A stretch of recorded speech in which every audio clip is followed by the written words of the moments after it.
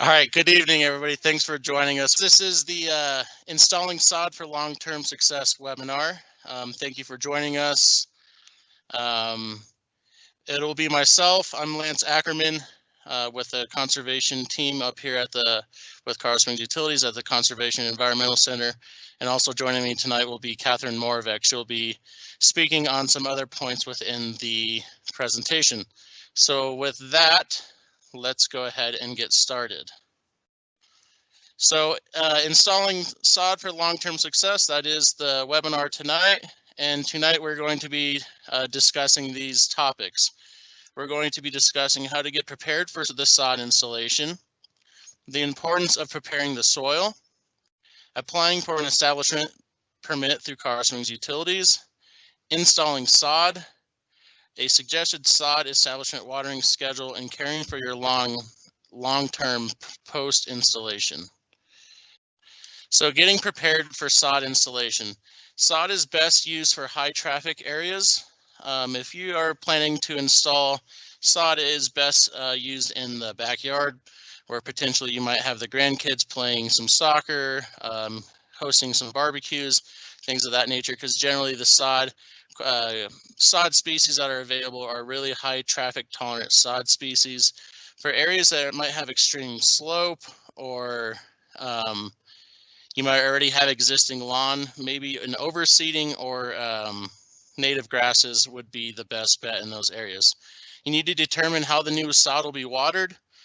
New sod, the number one reason for sod failing is the sod was not properly watered.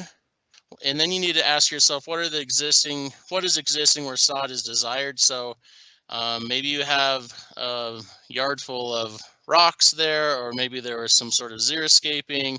Is it existing lawn? So go ahead and run through those questions in your mind, because you're going to have to determine how you're going to remove that existing landscape before you plan to install sod. What are the soil conditions like? Is the soil compacted? Is it heavily compacted? Do you have clay soil? Clay soils have a really high moisture holding capacity, but the infiltration rate is very low. And on the other hand, sandy soils have a low moisture holding capacity, but a infiltration rate is very high. Gather what tools you will need to successfully install the sod. So you might need a tiller. You may need a sod knife or utility knife to go ahead and cut that sod around the sprinkler heads or around the edges. You may need a sod cutter to remove the existing sod. You need to call 811. That's the locates 5 days prior to the project start date. That'll locate any existing utilities. When you're tilling, be careful for any shallow utility lines or maybe tree roots. And then lastly, you may need a sod roller to ensure that the sod is making good contact with the soil, especially at the seams and edges for proper rooting.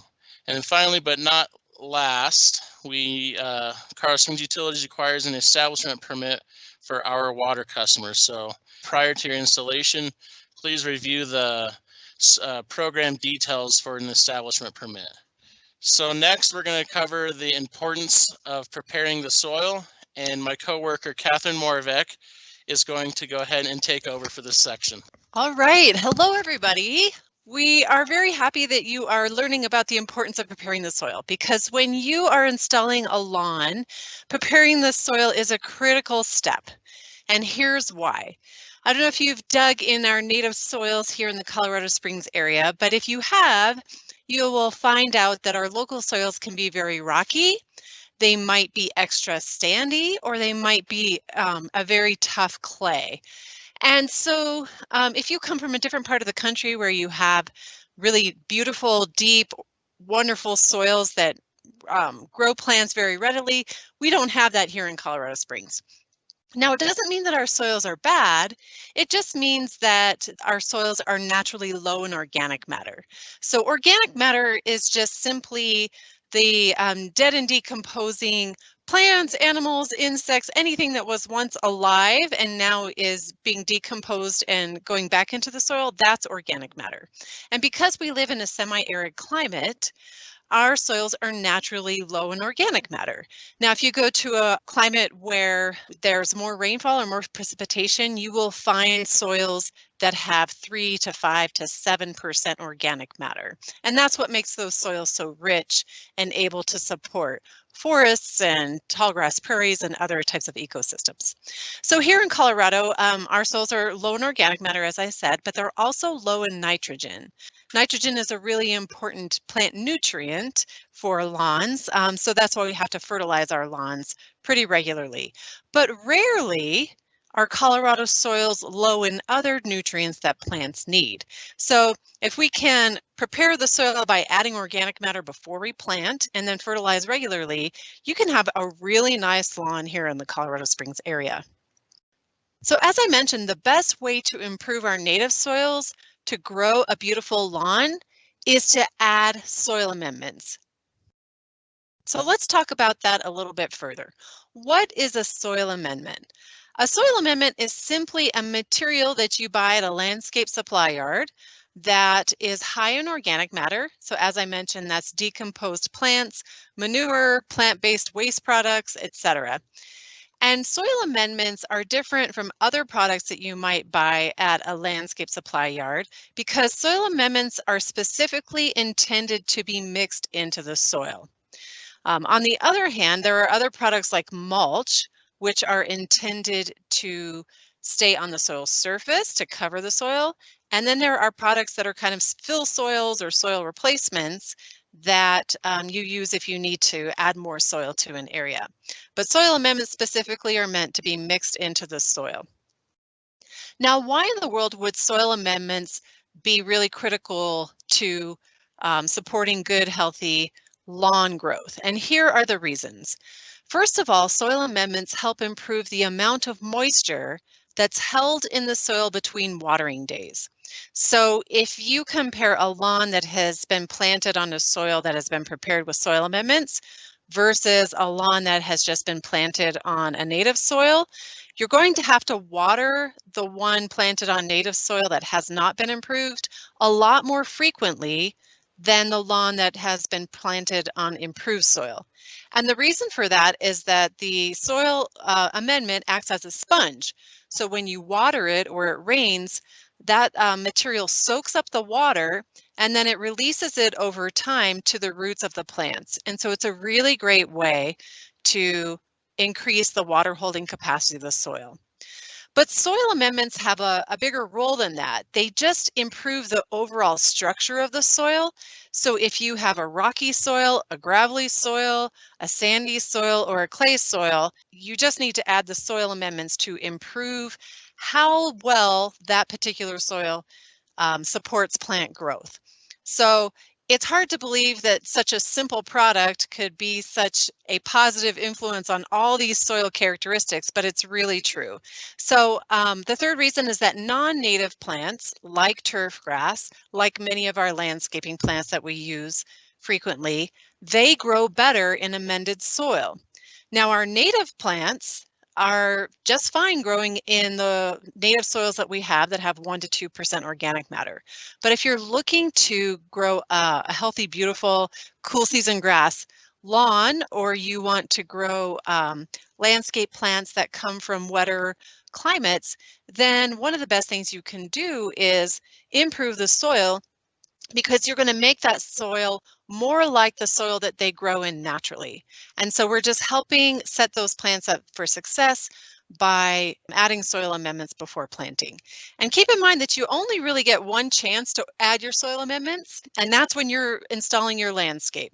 So if you miss the opportunity to add a soil amendment, then you're stuck later on with trying to put some Band-Aids on your lawn and landscape, which is really not ideal. So if you have the opportunity to purchase them and mix them in, you will be very happy that you did so.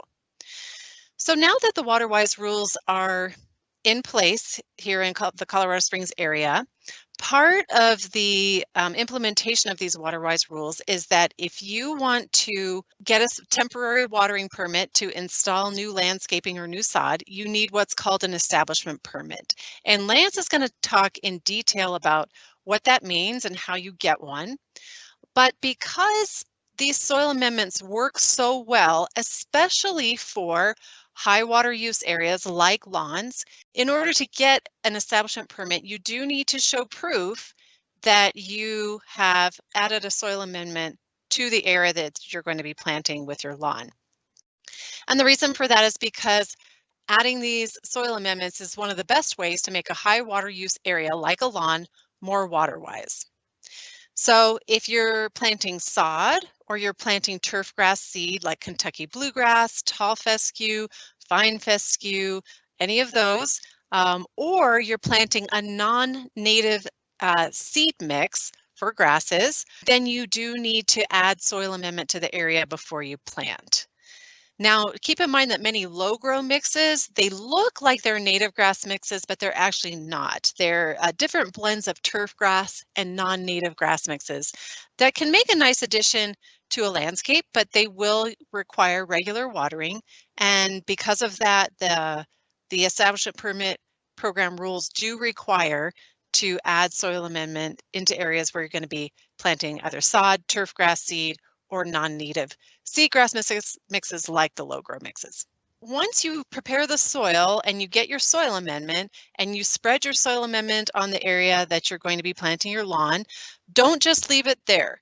What you want to do is you want to make sure that you take a rototiller and till in that soil amendment into the top 4 to 6 inches of soil before you plant. That's very important because what we're trying to do is make the root zone of the new lawn a better place for those roots to grow. And if you just leave it on top, then you end up with a layer of amendment and then a layer of the native soil, and the amendment doesn't have the chance to improve the soil properties. So spread it and then rototill it in. You do need to make sure that you're purchasing an approved soil amendment because there are a wide variety of soil amendments sold on the market. And we want to make sure that you're getting one that has a lot of organic matter in it so that it serves the function that we're hoping in terms of holding the water. So make sure you purchase an approved soil amendment, and you can find the list of approved materials at csu.org/waterwise rules. Now, if you're planting, as I mentioned, the sod, the turf grass seed, or the non-native grass seed mixes, you do need to show proof that you have mixed into the soil 4 cubic yards of soil amendment per 1,000 square feet of lawn area or grass area that you're going to plant. And till into the soil where possible. If you have a large mature shade tree and it's not practical for you to till in that area, then it's not required to till it in.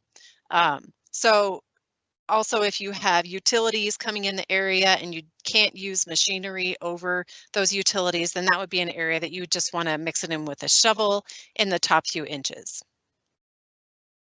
Okay, so now not all grass areas are going to require amendment or other types of landscapings. So there are 3 types of projects where you do not need to amend the soil and show proof of that to get an establishment permit. The first type of project is where you're planting trees, shrubs, and flowers. Now keep in mind that under the water-wise rules, if you're watering trees, shrubs, and flowers with drip irrigation or a hose with a shut-off nozzle, you actually don't even need an establishment permit. But if you're going to be watering your trees and shrubs and flowers with sprinklers, then you do need an establishment permit, but you don't need to amend the soil before you qualify for the permit. If you want to amend those areas, that's up to you, but it's not needed to get the establishment watering permit. The second type of project that you do not need to use soil amendment is where you're doing a native grass seed project.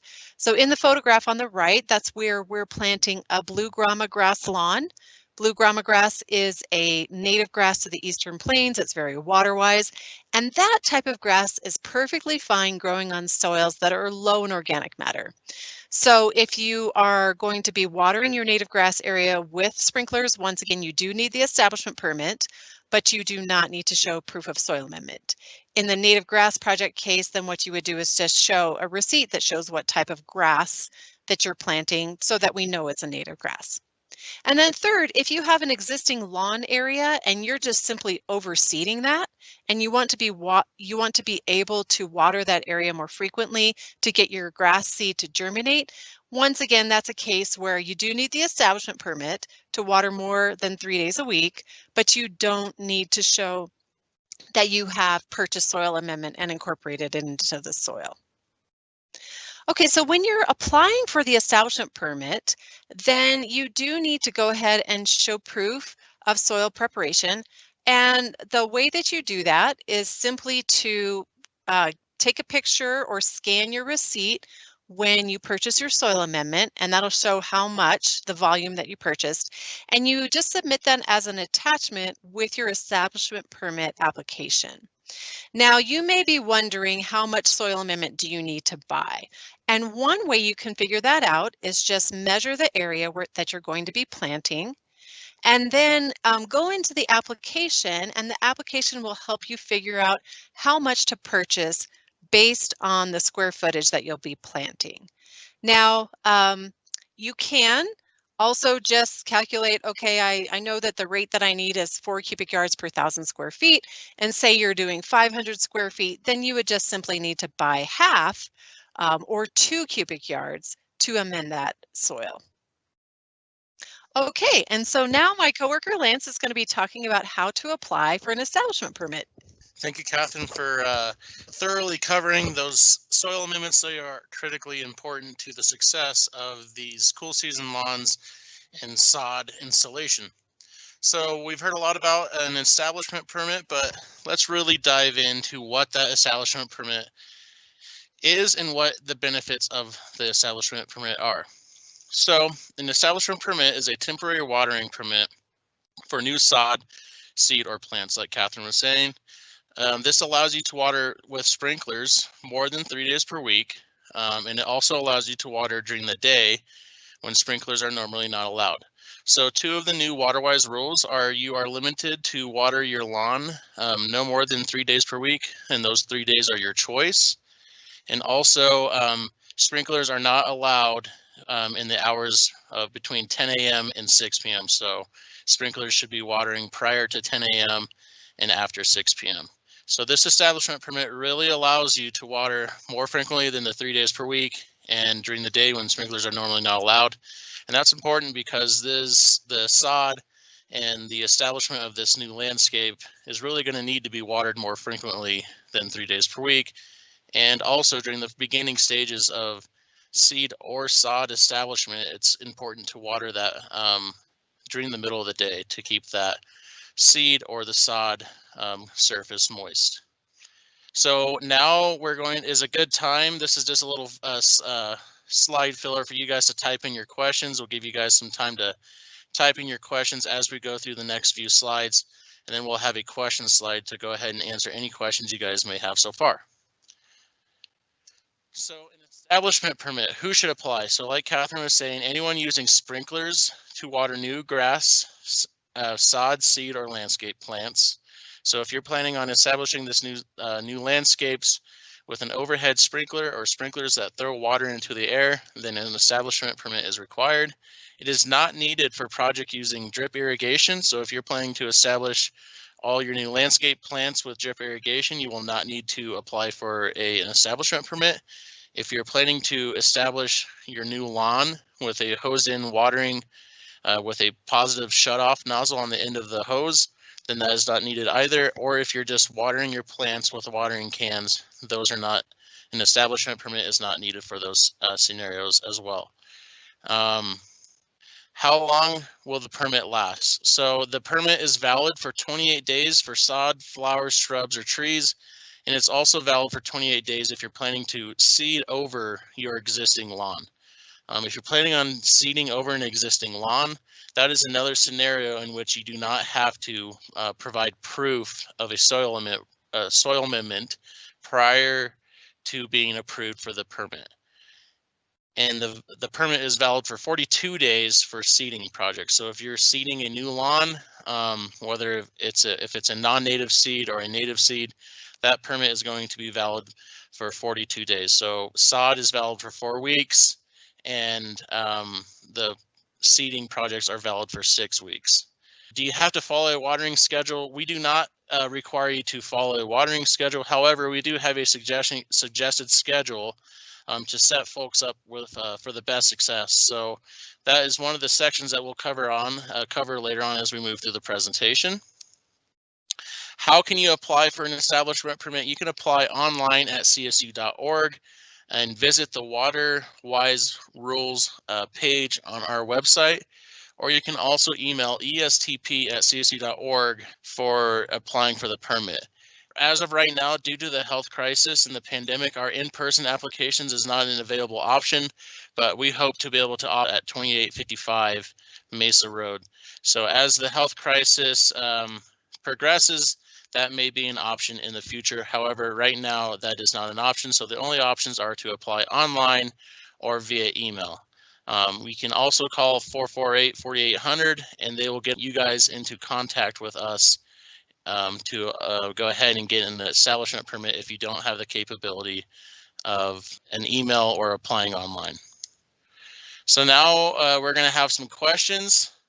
So one of the questions is, do you have any tips for planting seed versus sod?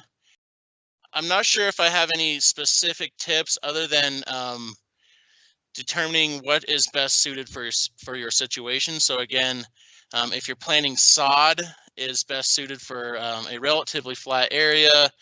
Generally, you would like to have that area be completely cleared of the existing landscape all the way down to the dirt so you can have good soil sod contact.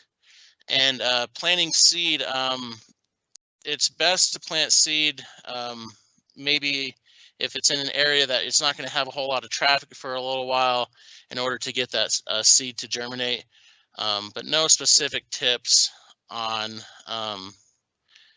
one over the other. And then one other question we have is, what type of sod do you recommend? Generally, the two most common types of sod that are sold at the sod suppliers are a tall turf type fescue or a Kentucky bluegrass. So those are really the two options that folks have for a sod installation, and I don't have a preference of one over the other. They're both really good in traffic tolerance, so they use generally about the same amount of water. Hey Lance, can I jump in on that one? Go ahead. Okay, so I think the one difference I see with the tall fescue is it's slightly more shade tolerant.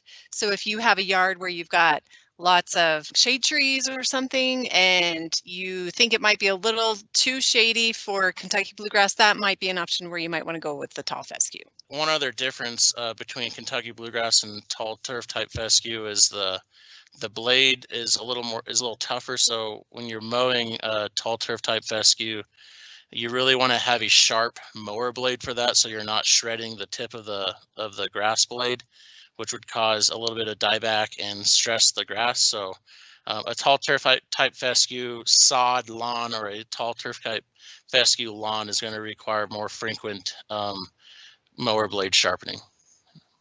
Yeah, and just as a testimonial, I have Kentucky bluegrass in my front yard and I've got tall fescue in the backyard, and that seems to be fine.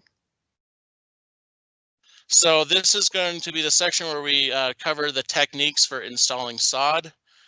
And let's see, I had a video here. It's a little time lapse. See if we can get this to play for you guys.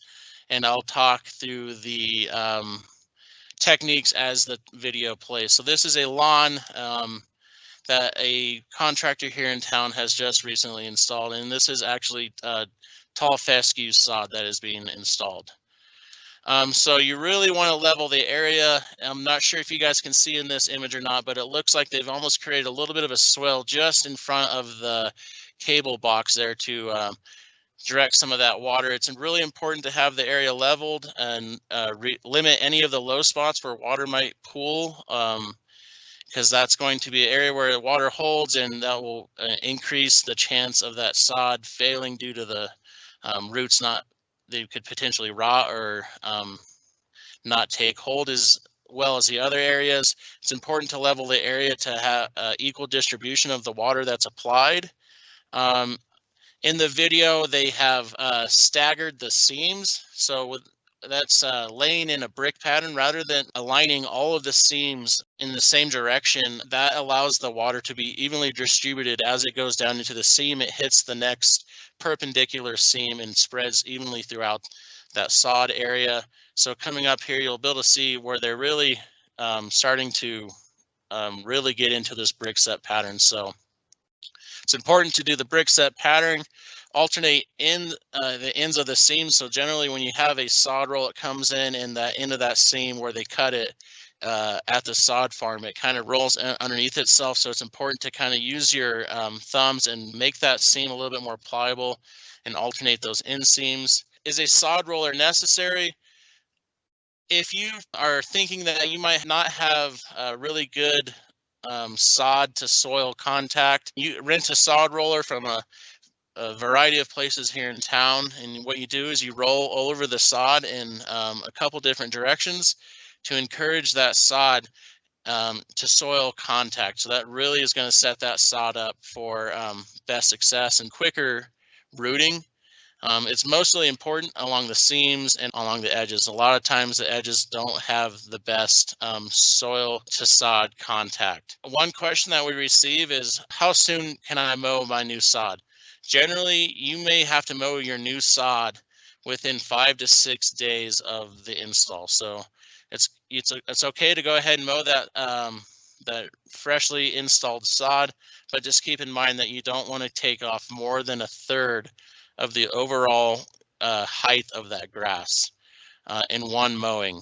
Another question we have is, should I go ahead and fertilize my new sod? More often than not, when you receive sod from the sod suppliers, it's well fertilized, and it may not be necessary to fertilize that for weeks or even months after the installation of that sod. So now we're going to cover the suggested sod establishment watering schedule. So again, we have this as a reference on our website for the folks to review and look over. It is not required though. This is just a best practice. So before we cover that suggested watering schedule, I think it's important to understand the different types of nozzles, just because that's how that suggested sod watering schedule is broken down. So we have the traditional fixed spray nozzle. Those are the ones that will pop up in the yard, and they have a fixed spray pattern. Those are generally the most common sprinkler heads that are found in most residential settings.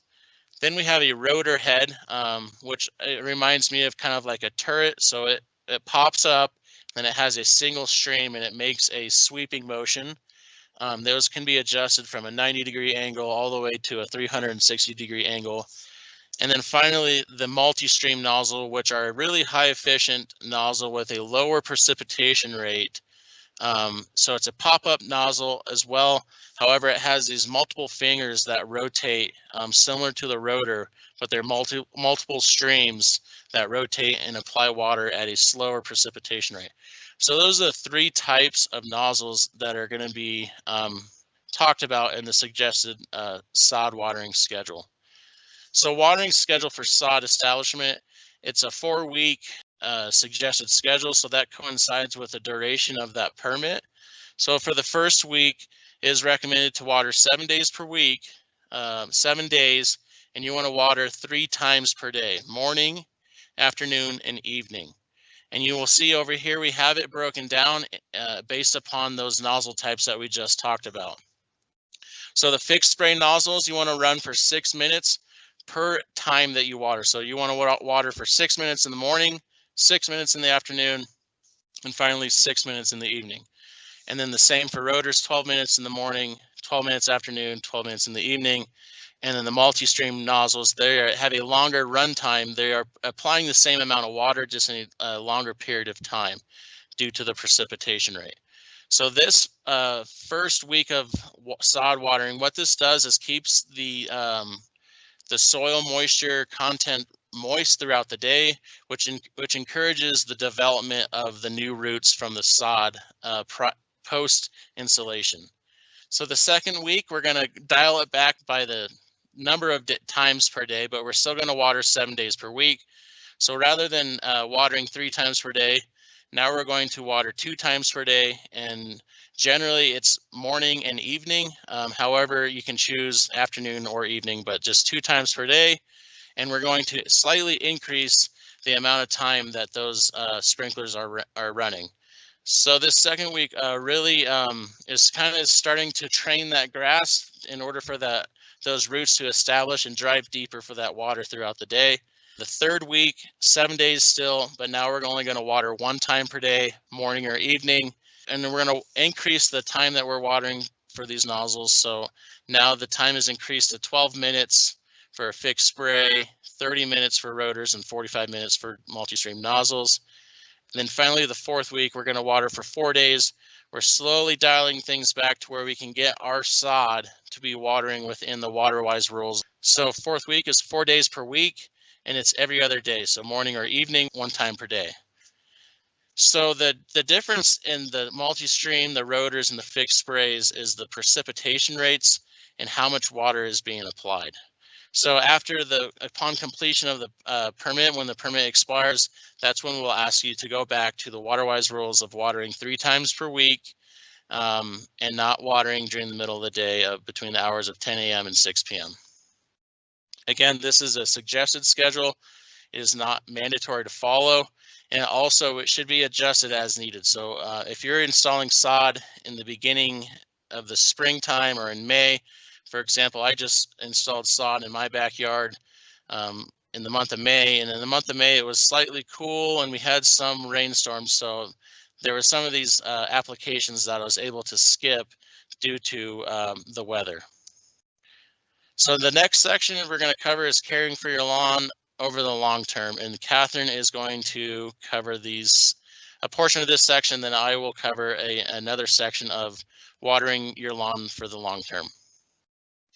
Okay, so the first point that I'd like to make is that when you take the time and effort and the financial investment to install a new lawn, you just want to make sure that as you're making that transition from the establishment period to the long term, that you're doing that in a way that's so that it stays healthy and thick and green.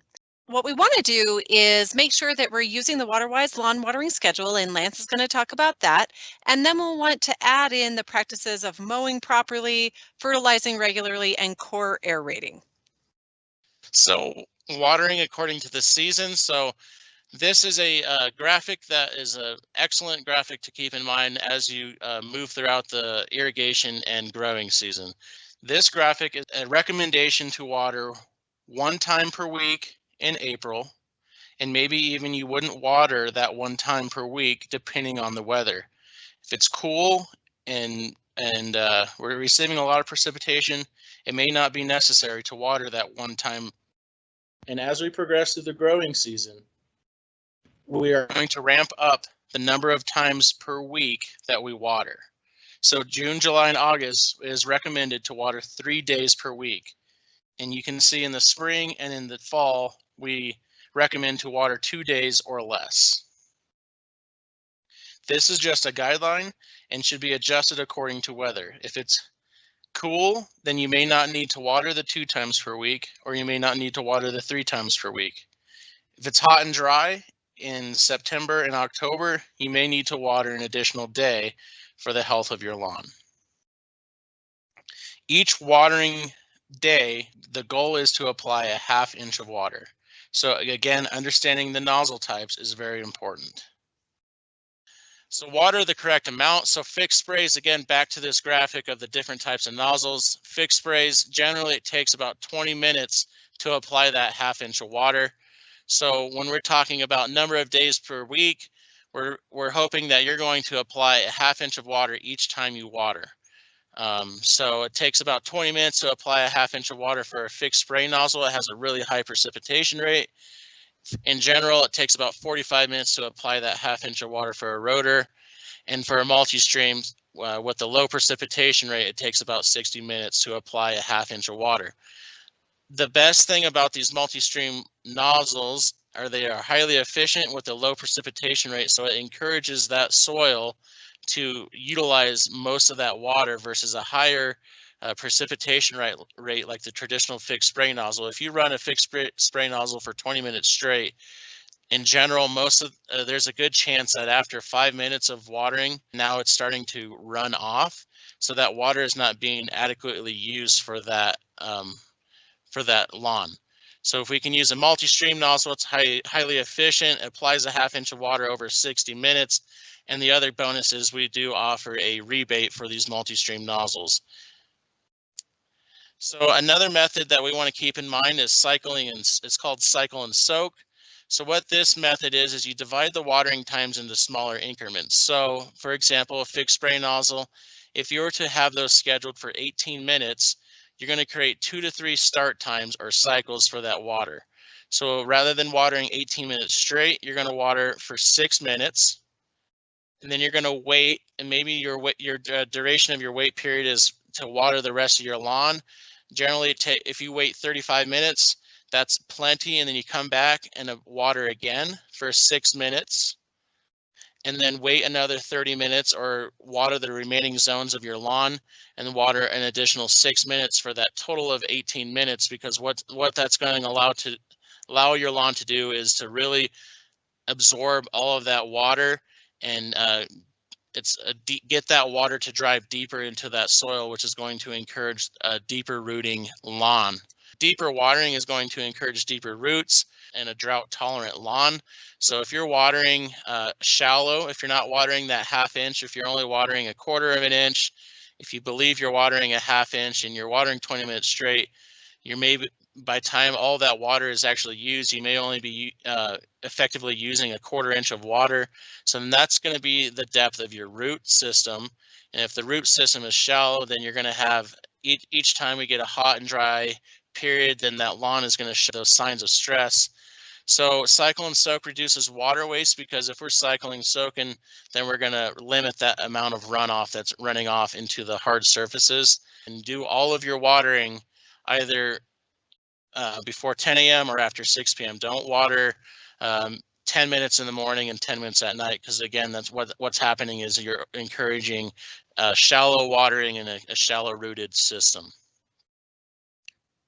All right, so now let's just talk about a few horticultural things you can do to keep your grass in the best shape possible. So first of all, mow when the grass is dry. And the reason for that is that there are a few lawn diseases here in Colorado Springs. We're very lucky we don't have very many, but there are a few that can spread around if you mow when the grass is wet. So make sure that the grass is dry when you mow. The second tip is that you want to mow often enough so that when you mow your grass, you're removing no more than 1/3 of the grass blade when you mow. So for example, you want to put your mower on a high setting. So if after you go over the grass, your grass is 3 inches tall, then you want to mow frequently enough that you're not letting your grass get over 4 inches tall. So most of the time that's going to be once a week, but there might be a few months of the year where your grass is growing very rapidly, like in the middle of May, and you might see some benefit from mowing twice a week for a few weeks. And then once again, when it starts to grow pretty rapidly in September. Just keep that in mind. What that does is it keeps the grass from getting stressed out. If you let your grass get too tall and then you mow it, it'll go into shock, and it takes a few days for it to recover and start growing again. By mowing frequently, you reduce the stress on your grass, and your grass will stay very healthy and green. All right, so it is important, as I mentioned, to fertilize your lawn regularly because our soils are not naturally high in nitrogen. So when you're fertilizing, you just want to choose a type of lawn fertilizer that is high in nitrogen. It's okay if it contains potash and potassium as well, but that's not as important as the nitrogen. And when you apply it, make sure you're putting down about 1 pound of nitrogen per 1,000 square feet of lawn. So on the back of the fertilizer bag, it will tell you what setting to put your fertilizer spreader on based on the type of spreader you're using to get to that 1 pound of nitrogen per 1,000 square feet. You want to fertilize at least 3 times per year. So once in the spring, right around Mother's Day, once around Labor Day, so early September, and then once again right before you turn off your sprinklers in October. And a lot of people are not familiar with fertilizing their grass in the fall, but the reason for that is if you fertilize in the fall, you allow your grass to continue to photosynthesize over the winter, so that when it's time to come out of dormancy in spring, it's nice and healthy. It's got a reasonable amount of food stored in the roots. If you don't fertilize in the fall, then your grass will not have a lot of food to go on in early spring, and it won't come out of dormancy as well. And the last thing I'm going to talk about is core aeration. So core aeration is just where you have a machine that goes across the grass and it pulls plugs of soil out of the lawn area. This is really important because many of our turf grass areas experience a lot of traffic and the upper layer of the soils can get compacted over time. Core aeration is the way that you can punch holes in that compacted layer of soil and let more air and water get down into the root zone. So that's very, very important. Now you can core aerate either once or twice per year, and you can do it in the spring or you can do it in the fall. If you have a lawn that receives a light traffic or moderate traffic, you probably only need to do it once. If you have a lawn that has a great deal of traffic, then maybe doing it twice will be beneficial to you. So those are all good practices. The watering, the core aeration, the mowing, and the fertilizing all work hand in hand to support the health of your turf grass and make your investment last for many, many years. Would you like to wrap us up, Lance? Sure. Yeah, I would just like to just reiterate the fact that there is an establishment permit process for installing new sod. So definitely keep this webinar and keep carswingsutilities.org, our website, in mind if you plan to do one of these projects, because as Catherine said, if you're planning to do sod or a grass seed, cool season grass seed, turf grass seed, we do require a soil amendment for the long-term success and water savings of that grass. Thanks everyone for joining us tonight. We appreciate it. If you have questions, you can email estp@csu.org, or you can visit our establishment permit website that has all the supporting information at csu.org/waterwise rules, and then click on the tile that says apply for flexibility for new lawns. All right, well, thanks very much, and we hope you join us for a future webinar.